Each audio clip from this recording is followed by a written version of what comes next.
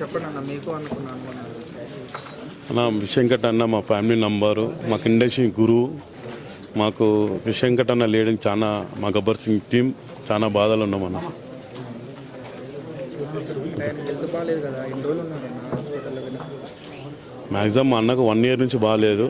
ఓ 6 months ముందు మంచిగా అయిండు. పర్లేదు దేవుని హ్యాపీగా మళ్ళీ సినిమాలు షూటింగ్లు చిన్నవి చేసుకుంటుండు. మధ్యలో ఒక 1 month కింద చాలా కొంచెం స్టిక్ ఉన్నాడని చెప్తే ఇక్కడ ఉప్పల్ హాస్పిటల్లో బోడుప్పల్ వేసినాము. ఆడ పోయినప్పుడు కొంచెం సీరియస్గా ఉండే, తర్వాత ఒక 1 week తర్వాత మంచిగా అయిండు.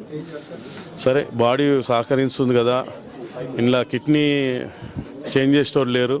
అందులో మాకు 50 మంది ముందుకు వచ్చారు దాతలు, అందులో 5 మంది ఫ్రీ ఇస్తాను వచ్చారు. మేము పెద్ద హాస్పిటల్ పోతే కిడ్నీ ఇట్లా చేంజ్ చేస్తే బతుకుతాడని ఒక ఆశతో మేము పెద్ద హాస్పిటల్ పోయినాము. అందులో పోయినాక పసకలు బ్రెయిన్ కొట్టినాయి, అందులో లంగ్స్ ఇన్ఫెక్షన్లు, ఇక అందులోకని బయటికి రాలేకపోయిండు. అందులో మా అన్న లేని లోటు మాకు అయిపోయింది.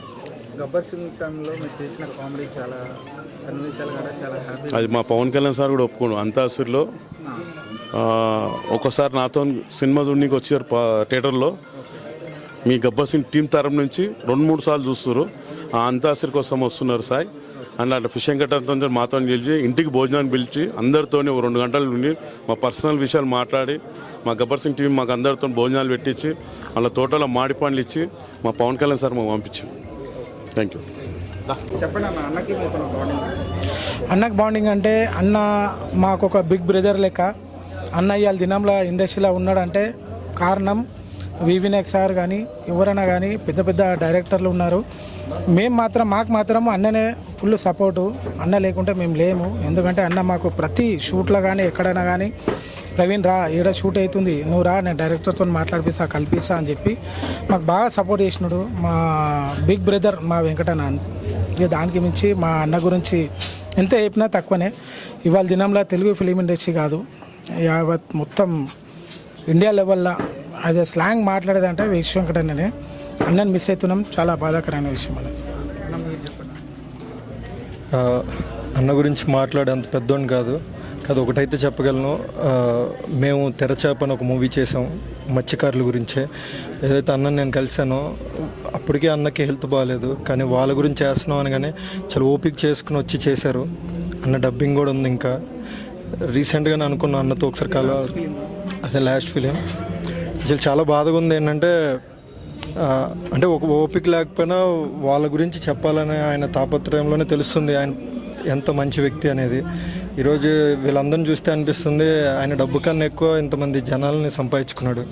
ఇంకోటి రాంగ్గా పోర్ట్రేట్ చేయకండి. తమ్నైల్స్ చూస్తున్నాను, ఎవరు సపోర్ట్ చేయట్లేదు. చాలామంది చేశారు, చాలామంది ఏంటంటే ఎవరో చేశారు అనుకుని అది రాంగ్గా కన్వే అవ్వడం వల్ల కొంతమంది ముందుకు రాలేదు.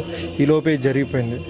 సో ఈ టైంలో కుదిరితే అందరూ అన్ననే గుర్తు చేసుకోండి, కానీ దీన్ని రాంగ్గా డైవర్ట్ చేయకండి. ఇండస్ట్రీ ఎప్పుడు ఒకటే. అన్నకి సపోర్ట్ చేసే టైం దొరకలేదని నేను అనుకుంటున్నాను. ప్లీజ్ అందరూ ఈ టైంలో సపోర్ట్గా ఉన్నాం.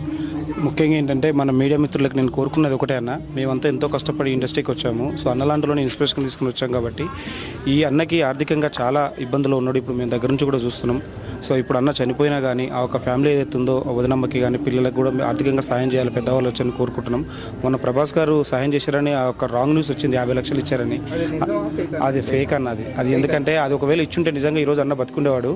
అది నిజంగా ప్రభాస్ గారికి తెలిస్తే కూడా ఇచ్చుండేవాడే, కానీ అదంతా ఫేక్ చేసి ఎవరో ఏదో చిన్న వీడియో బయట చేయడం వల్ల అది చాలా ఇష్యూ వెళ్ళిపోయి పోర్ట్రేట్ అయిపోయి అట్లా అయిపోయింది.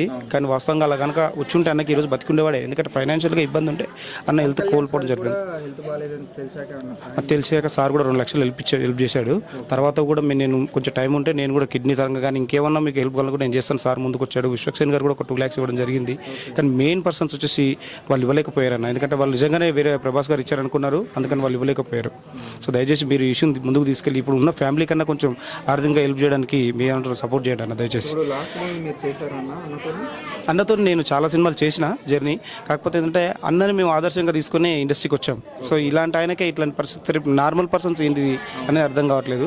మీ మీడియా ద్వారా ఈ యొక్క ఇష్యూని ముందుకు తీసుకెళ్ళి అన్నకు ఆర్థికంగా సాయం చేయడానికి హెల్ప్ చేయండి అన్న దయచేసి.